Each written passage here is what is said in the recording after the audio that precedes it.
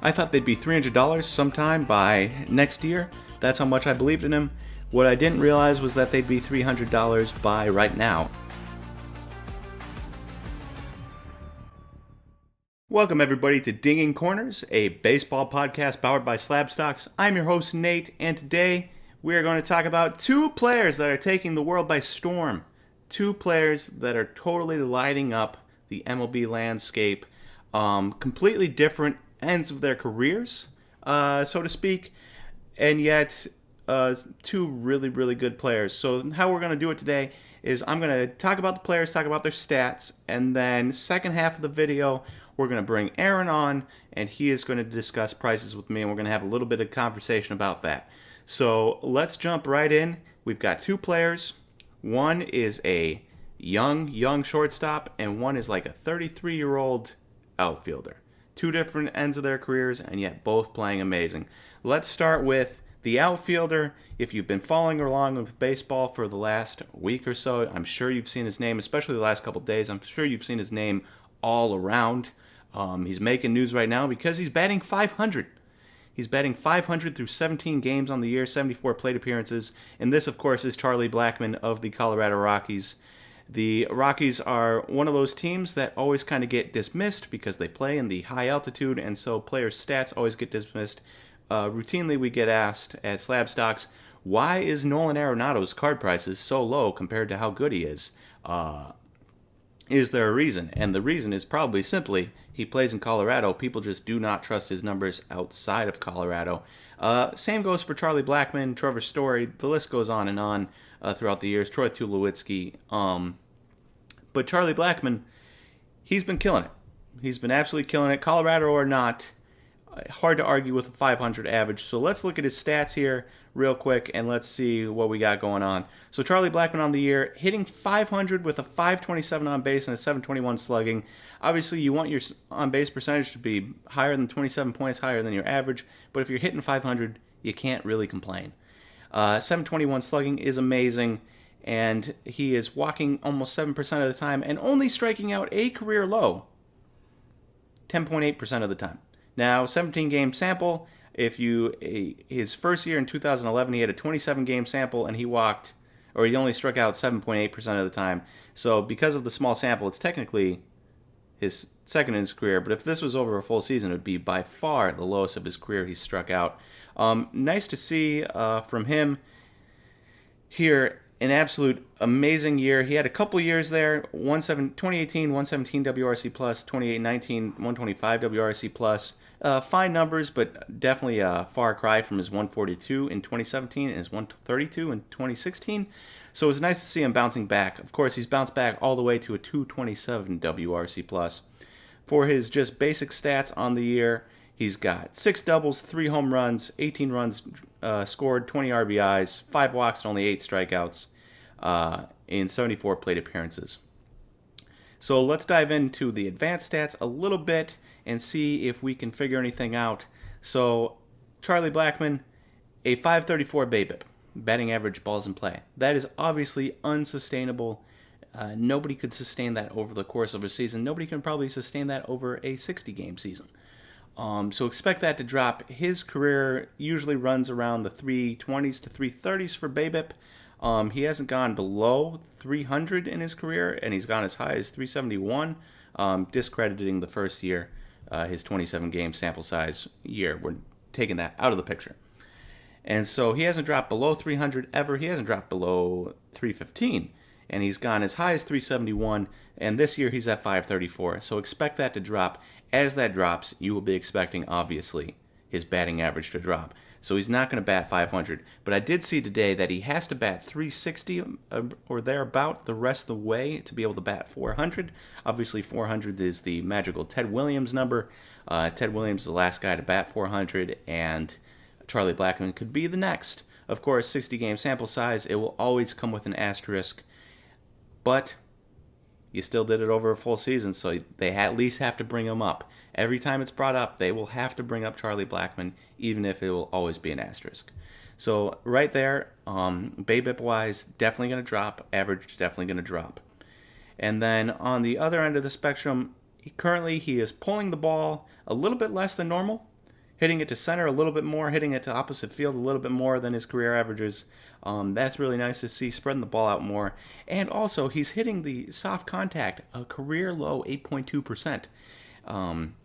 Last year, he was at 15.6%, which was a little bit, it was his second lowest of his career behind 15.1, and now he's at 8.2%. So if you're going to limit soft contact, and you're going to drive the ball to all fields, especially medium and hard contact, 52.5% for medium and 39.3% for hard, that is a good sign. And his line drive rate is 38%. So medium and hard contact on line drives, no ground, 20% ground ball, which is the lowest of his career, 41% fly ball, which is the highest of his career. So he's got the highest line drive percentage, the highest fly ball percentage, the highest medium contact of his career, and the second highest hard contact of his career, while having the lowest soft percentage contact of his career. That, I know, it was a lot of stats right there, but that's just telling me that this guy is hitting the ball with authority, he's spreading it around, and I expect him to be able to have a chance at hitting 360 the rest of the way, and potentially being the next player to hit 400. We'll see what happens, but it is exciting nonetheless, and the stats definitely back it up. Moving on, we will talk about is, if you're wondering about card prices, we will talk about them second with Aaron at the second half of this video. So keep that in mind, keep these stats in mind, and we'll get to these card prices second. Moving on to number two. Number two is obviously the 22-year-old, or 21-year-old, 22-year-old. I should know that, but I do not have it in front of me. Shortstop for the San Diego Padres. If you're listening to last Wednesday's live stream with Aaron and I on it begged people. Somebody asked me who is the next Mike Trout Topps update card, and I said Fernando Tatis. Aaron thought I was being a little ballsy. He's like, not going Ronald Acuna. That's a little shocking, but I was confident in my pick, Fernando Tatis, to be the next Mike Trout Topps update. I thought they'd be $300 sometime by next year. That's how much I believed in him. What I didn't realize was that they'd be $300 by right now, and today is Wednesday the 12th. You'll be watching this on Thursday the 13th, maybe after that if you don't get around to watching it first day. But he was, Fernando Tatis was $125 last Wednesday. I begged people to buy. A number of people did buy, which was really nice, and now $300. Fernando Tatis, absolutely incredible shortstop for the Padres. I remember on the video we bandied about the idea of Luis Robert compared to Fernando Tatis. I was sticking to my guns. I was a big believer in Fernando Tatis. Now, if you want to believe in Luis Robert, he's another good pick. If you're looking for the next guy to pop off, maybe buy some Luis Robert, get him graded, and you should be doing really well since Fernando has already popped off. But I think for sure with Fernando's Instagram presence, and his relative youth, and his position, and his power, and his flashiness on defense, and his flashiness on the base pass, I don't see why there's no reason this card will stop anytime soon. We're at 300. I don't see why we won't get to 400. I don't see why we won't get to 500. I don't think we'll probably get into the 3,000 range like Mike Trout Topps updates, because there's way less of those than there will be Fernando Tatis Topps Series 2 rookie PSA 10s. But it should get pretty high, and I think he will be the second highest priced card behind Mike Trout. Not Ronald Acuna, not Juan Soto, not Cody Bellinger, not Luis Robert, Fernando Tatis. Now let's cover Fernando Tatis' stats here. On the year, he is batting .333 with a .407 on base and a .750 slugging, which is good for a .211 WRC plus. He's walking 11.1% of the time. He is striking out an alarming 30.9% of the time, but when you're hitting for power like he is, and you're walking like he is, you can forgive a 30% strikeout rate. If he was only walking like 5% of the time, I'd be a little bit more worried. But he is being selective. It's okay. It's okay. Sometimes a 30% walk rate is alarming, sometimes it's not. Fernando Tatis' case, it is not alarming. Currently has... For basic numbers, he currently has 4 doubles, 1 triple, 8 home runs. 8 home runs from a shortstop. 16 runs scored, 18 RBIs, 9 walks to 25 strikeouts, and 5 stolen bases, 0 caught stealing. So he's been doing it all. He's been amazing. If you're looking at wins above replacement on Fangraphs, he is the #1 ranked player in all of baseball with a 1.7 wins above replacement on the young season. Defensively, he's been a positive. Offensively, he's been a positive, and it's been great to see. Now let's dive into the numbers a little bit, just like we did with Charlie Blackman, and see if they back it up. So right away, he had a 410 BABIP. He had a 410 BABIP last year in 84 games, and you would have said, oh, that is a small sample size, that's going to drop. Well, we only have a 60-game season, so a 410 BABIP might be able to stay in a 60-game season. I don't think it's going to stay through a full season, 162 games, but in a 60-game season, you definitely might be able to run a 410 BABIP the entire way. Especially because in the minors, his lowest career batting average on balls in play was 342. Charlie Blackman was 315. Fernando Tatis's was 342. So there is some confidence there in being able to keep a high batting average on balls in play. I wouldn't bet on it, but it's not impossible. And then if we jump into his pull numbers and his soft, medium, hard contact numbers and his line drive rates, well, you'll notice that, first off, hard contact rate, 68.1%, medium contact, 25.5%, and soft contact, a measly 6.4%. So he is not making soft contact, he is making medium and hard contact, and he's making a ton of hard contact. 68.1% is absurd, especially for a guy who has played 18 games and 81 plate appearances. That's 7 more plate appearances than Charlie Blackman, for reference. So he's been killing it. He's been pulling the ball 46.8%, to center 29.8%, and to oppo 23.4%. He's spreading the ball around pretty decently. A little bit pull heavy, but not too bad. Not some of those 50% type guys. So spreading the ball around, hitting the ball really hard. The one concerning thing is he's hitting the ball on the ground 42.6% of the time. And line drive rate is only 17%.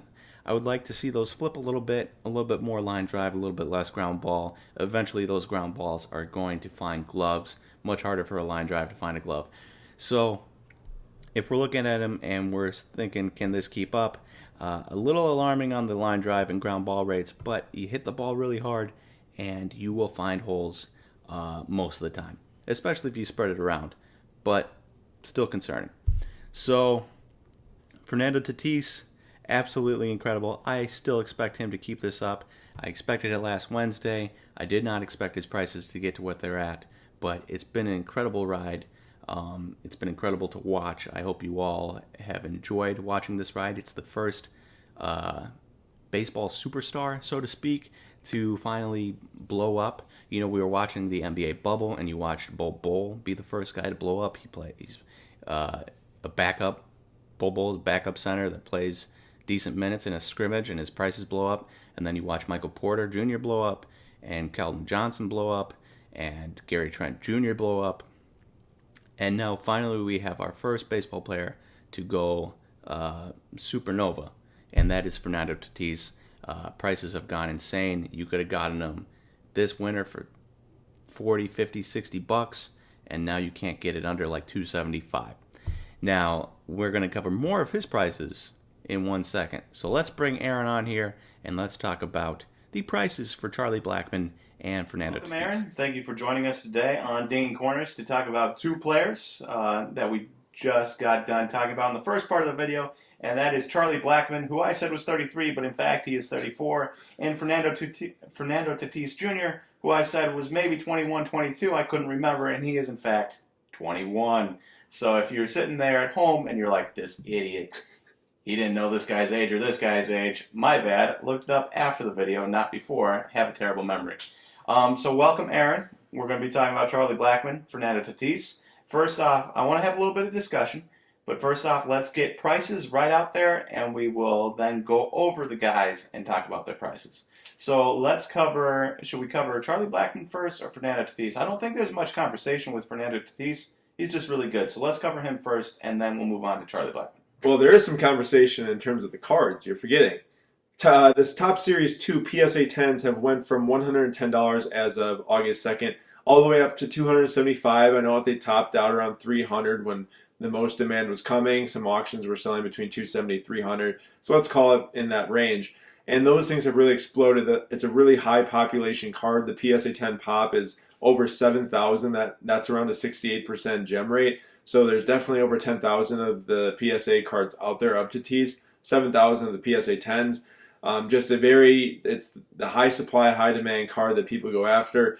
But there are definitely other cards out there that are doing well. His non-autograph from 2016 Bowman Chrome, that is his first Bowman Chrome non-autograph. The set's absolutely loaded with Juan Soto, Vladimir Guerrero Jr., and Fernando Tatis. That card is an extremely hard gem. It's around 752 pop out of a total 1,800 graded, which is under 50%. Very, very hard grading. Those went from $260 to $700. It hiked up, and that's over a week. That's from August 5th to today, August 12th. Absolutely insane drive up in price, $250 to $700. That is for sure higher than we're seeing with the high supply card in the Series 2. And then looking at another more rare card would be the 2016 first Bowman Chrome Auto. The 9.510 gem mint of that card has gone from $900 on August 5th all the way up to an auction that sold for $1,800, and then a buy now that sold for $2,200 yesterday on the autograph. So call it right at $2,000. That's double the money from what it was a week ago. Huge pop there on the Tatis autos. Huge pop on all Tatis cards. You can go look at other cards, not just the ones that I just talked about here, the Series 2 and the Bowman Chrome autos or non-autos, but any Tatis PSA 10, PSA 9 rookie card. Topps Chrome, Topps Heritage. Yeah, you can really find a lot of value in those if you have them. If you're going to buy them, you're definitely going to be paying more than they were a week ago, obviously. Nate broke it down for you with his stats and his performance. His cards have just as much demand. It's going really crazy, but I think as we're seeing here, this really is the first baseball boomer, I want to say, of the season of the big mega stars. We have the other guys we talked about last week. We have Aaron Judge, but we're talking, Juan Soto, Ronald Acuna, Gleyber Torres, a couple of those other really young guys. Tatis really is the first one to go crazy, and I think that it can get crazier. If we're seeing what's happening in basketball, even soccer too, with the mega young stars, Tatis seems to be the one that the market's taking on, and we're seeing all these huge increases for Luka. Could definitely see an even higher increase for Tatis with performance if it comes. Something we just mentioned in the video 2 seconds ago was that Fernando Tatis not only is young, plays shortstop, has all the flair on the field, but also you go follow his Instagram, he's got a lot of flair off the field, and that's just got to be, one of the driving factors in his market. So I don't see why Fernando Tatis, we talked about it in the video and talking about it here, I don't see why Fernando Tatis can't just keep going up. I've seen an article from ESPN on the main page of the sport or ESPN app that is Fernando Tatis making baseball fun again? And anytime that they try to relate a player with making baseball awesome is really where it comes together and grabs a huge market demand for sure. Yep. So Fernando Tatis, obviously, this is why I didn't think there was much discussion, is because there's not much discussion on card prices. They are what they are. They're probably still a good deal. If you buy in at $300, I'm sure you can probably sell in a year at $500 or $600. Would not shock me in the least. That's how good a player Fernando Tatis is. That's how much he captures the people's imagination, both on the field and off the field. And if you can't get in with his Series 2 or his Bowman Chrome or his Bowman Chrome Auto or his Topps Chrome Autos, you can go secondary level and do Topps Heritage, or you could do Stadium Club. Any of those numbers of cards will be cheaper get-ins. Just really quick before moving on, just to prove a point, Bowman Chrome rookies from the 2019 Bowman set. I'm not talking his first Bowman Chrome in 2016. I'm talking the actual rookie card that no one cared about. Bowman Chrome rookies, not really a great card. It's definitely a third, fourth tier rookie card out there. But the PSA 9s of that card, so you're not even talking gem mint, we're talking a cheap PSA 9 of the Bowman Chrome, have went from 15, upwards of 50 now. So there is room to make money in any of these young players' markets and their cards. It's not sheltered now to it has to be the flagship, it has to be the Topps Chrome or the Bowman Chrome Auto. It's spanning farther now with the more demand in the marketplace. So really good news for those of you that are looking to get in cheap on some cards. You don't have to break the bank and go for Series 2 or for Topps Chrome like Nate said. Now question, do you think, Aaron, that this Bowman Chrome trend will stay? So specifically I'm thinking of Wander Franco, I'm thinking of Marco Luciano. Here. Both shortstops, One plays in a bigger market than the other because Luciano plays in the Giants in San Francisco and Wanderers at Ray in Tampa Bay. But you're looking at $1,000 for a PSA 10, whereas Wander Franco is about $150 right now for PSA 10, and I'm sure Marco Luciano is like $70, maybe $80, maybe a little less than that for a PSA 10 base. Do you think that trend keeps going where when their Topps rookies come out, if you have a Bowman Chrome, it'll be more expensive than the Topps rookie? Yeah, a couple things to pick apart here. First, Tatis Bowman Chrome 2016 first Bowman PSA 10s around 700. I know Nate said 1,000. They did get up there. Now they're down to 700.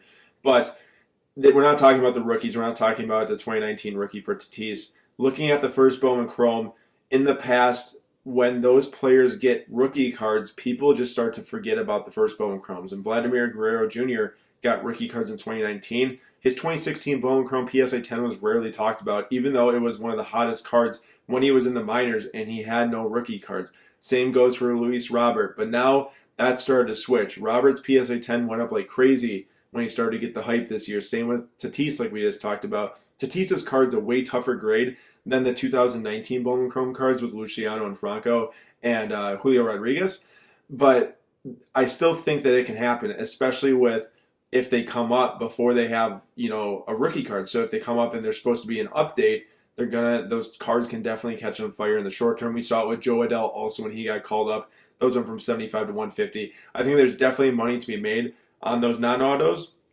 in the first Bowman Chrome. Now, I'm not saying that those are the cards to have because it really is the Topps, the flagship rookies, the Topps Chrome rookies, but those come out later. So there has to be something of those players you can get before their rookie cards come out, and it is the first Bowman Chromes. Wouldn't surprise me if Wander Franco and Marco Luciano were huge cards, towards their call-up, or a huge minor league season, with next season we're talking about here. It definitely can happen, and I'm calling, there's nothing off limits in the sports card market. Now, anything that people want of a player, any specific card, can definitely gain in value. There is no old rules that are still active today. It all has to do with what are the people in the market right now, what do they want, and if there is a huge gain for Luciano, they're not going to be able to go buy a Topps flagship rookie. They're just going to buy that PSA 10 Bowman Chrome non-auto, which is all they can get, and it's definitely going to go up in value, or for any given player like that. Not just saying Luciano. Okay. Well, let's move on to our second guy, and that is Charlie Blackman, outfielder for the Colorado Rockies. 34 years old, not 33. Bring that up one more time just to correct myself. Aaron, let's get a rundown on the price real quick, and then there's a little bit of a conversation here to be had on whether you should be spending money on a guy like Charlie Blackman. Yeah, I can give the prices really quick, and let's hear what Nate has to say because it won't take long. 2 days ago, $5 for a 2011 Topps Update rookie card. That's the same set that Mike Trout's and Jose Altuve. Now they're $40. Paul Goldschmidt. Yep, Paul Goldschmidt too. $30 to $40 for Charlie Blackman 2011 Topps Update rookies now. $2 or $5 to that much in the span of 2 days. I was talking to Nate. He's like, yeah, Charlie Blackman's been doing well all year. And I'm like, well, these prices just 8 times in the matter of 2 days. So either people just woke up and realized it, or they all want them at the same time. Whatever it is, they've exploded. And Nate can take it away here with the discussion of the older player. Yeah, so obviously Charlie Blackman goes 3 for 4 last night, and now he is batting 500. That's a nice round number. Exactly 500, not 501, not 502, not 499, 500. So people love round numbers, and you have that there with Charlie Blackman. Obviously, the conversation was the pursuit of 400 this year. Can somebody hit 400 in a 60-game season? And we talked about this in the first part of the video, is that he would have to hit 360 the rest of the way. That's at least what I saw on Twitter. From the Ace of Spader. If you follow him on Twitter, he puts out a bunch of stats every day. Is that true? I don't know. Now, the conversation is never going to be, can he hit 500? That is impossible. Just not going to happen. If it does, I will be blown away. I will never have been more shocked in my life than if Charlie Blackman finishes this 60-game season with a 500 average. Not going to happen. Now, the conversation that should be taken is $5 card to $40 card. Is Charlie Blackman, a 34-year-old outfielder who's been good his entire year but plays in Colorado, worth $40 a rookie card? And the answer is astounding. No. No, I would not spend that money. Go take that money and put it into somebody who is young and has upside and who doesn't play in Colorado. Now, if Charlie Blackman hits 400, if he hits 360 the rest of the way and manages to get a 400 average, then there is something to be said about having those cards, because that will be a little bit of history. A little bit of history right there that people will probably want to latch onto and grab. But Charlie Beckman's been the same guy we've known for years and years and years. He's good. He's really good for some years. But he's not like a superstar because of Colorado. You know, Nolan Arenado's a superstar despite Colorado. Charlie Blackman's probably a quote-unquote superstar because of Colorado. But he's 34 years old. He's not hitting a ton of bombs. He just has a high average. And you're going to tell me that these cards are jumping from $5 to $40? You're going to wake up next week, and once those hits don't start, when the hits start dropping or stop falling, because he's got a 541 BABIP, we're going to look at these cards and they're going to be $10, $15. You know, I don't think they'll go all the way down to $5, and then people will regret buying on the hype. Yep. I have nothing else to add. Literally exactly what I thought. Yeah. Fernando Tatis, buy into the hype all you want. Kid is young, 21, tons of power, flash, the whole 9 yards. Charlie Blackman, a 34 outfielder. Rockies' team is surprisingly good, but that's mostly to do with their pitching. Do not buy into that hype. He might hit 400, but I think there's still better money to be spent elsewhere than on $40 on the chance that he hits 400 this year. Yeah. That's all I got on Charlie Blackman. I thought it would be more of a conversation, but here we are. It's just more of a, hey, please don't do this. It's a bad idea. So, thank you, everyone. Thank you, Aaron, for joining Dinging Corners today to cover prices and trends. Aaron loves the cards. I love the baseball. It works out perfectly. Not that I don't love cards, but, you know, Aaron's better at it. Yeah. But thank you all for listening to Dinging Corners today and joining our conversation of two players, Fernando Tatis and Charlie Blackman, in the Instagram post that we will be putting up with this video. If you have thoughts on Fernando Tatis or Charlie Blackman, please drop them below in the comments so we can see them and we can get a conversation going there. And then I look forward to talking to you guys again next week in the next Dinging Corners. Thank you, everyone.